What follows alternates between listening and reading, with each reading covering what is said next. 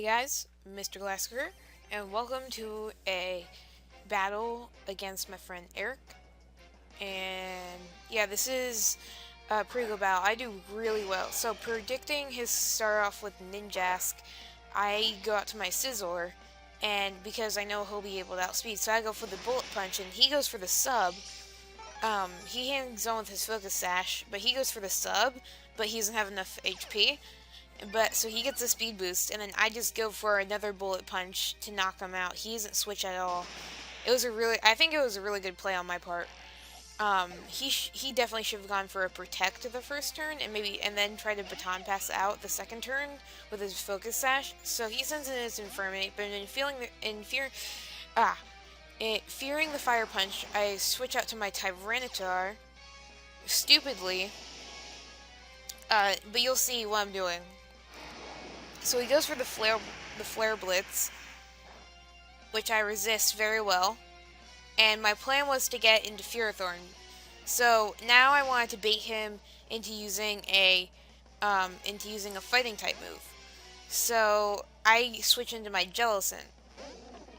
And then he goes for the close combat and it doesn't affect me. And now he gets buffeted by Sandstorm. And I get buffeted by Sandstorm, but I do have leftovers.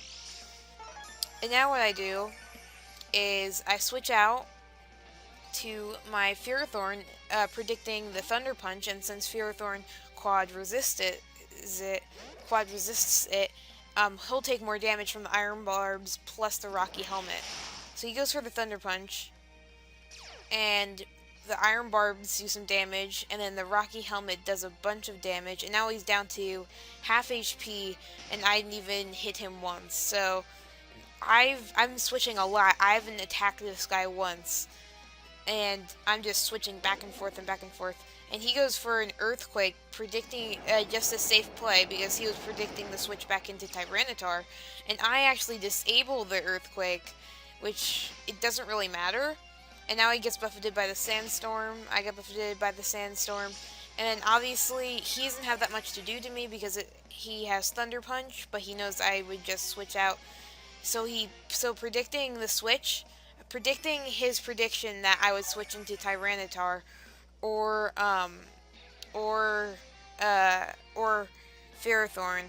He goes for the close combat, but I go for the recover, and then I go for the Scald, predicting his prediction, and I knock him out.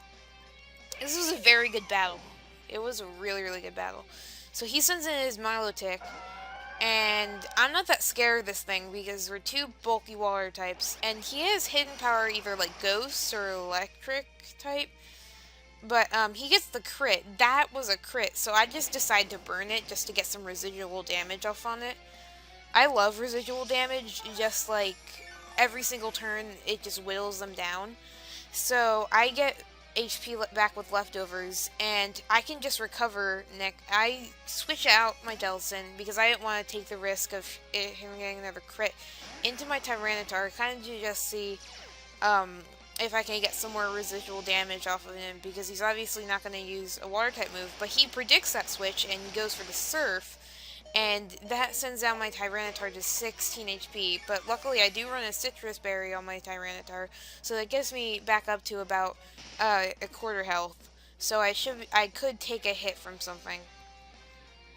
And plus I got the special defense boost from the sand, so that's why Surf didn't do that much. So I send back in my Ferrothorn and Spiky Dildo, and he goes for the Ice Beam, because I was predicting another Surf, but he was predicting the switch into I don't know what he was predicting actually, but I guess and then he just goes for Surf again because he does get stab off of it, and I go for Leech Seed just to put that third mark of residual damage.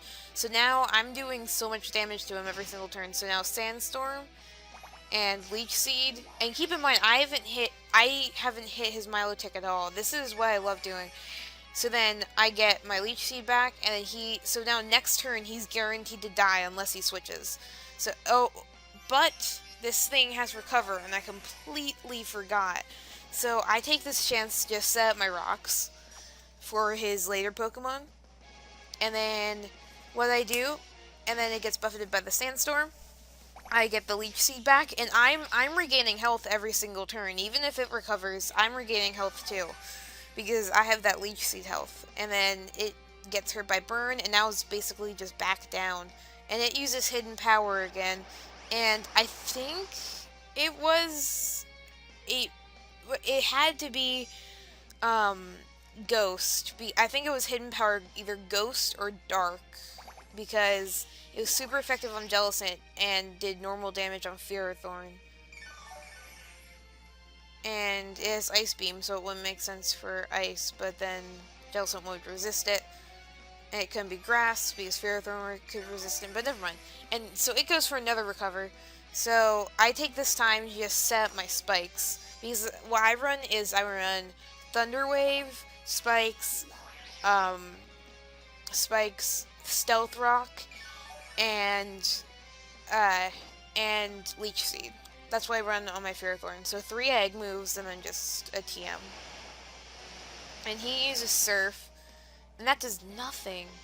And so I go for another Spike. So that's 2 layers of Spikes and a Stealth Rock all on his side. So I definitely right now have a big advantage. And plus, it is a 6-4 right now. So I am looking very, very well right now in this battle. So I decided to switch out just because I think I had the 3 layers of spikes up. So I decided to switch out into my Charizard, predicting the recover. But it didn't recover. It decided to just die, predicting the switch because I had all my spikes set up. So I had really nothing to do. So its Milotic dies, and it sends up his Kangaskhan. And this thing, I'm really scared of this thing, but look how much Spikes and Stealth Rock does to it. That's like a quarter of its health already gone. So I switch out and go into my Jellicent, because it can't really touch me, because if I'm pretty sure this runs Sucker Punch, Fake Out, I'm not sure, but Kangaskhan has a lot of usually like fighting and normal type moves. So I switch up to my Jellicent, get the leftovers health back, and plus I can burn it so it can't Sucker Punch me. So it runs Earthquake, but this is a physically defensive, a max defense Jellicent, but I get hit twice, but luckily I disable it. That's what I love about Curse Body. And it's just so OP. And now you'll see the play that I make right here.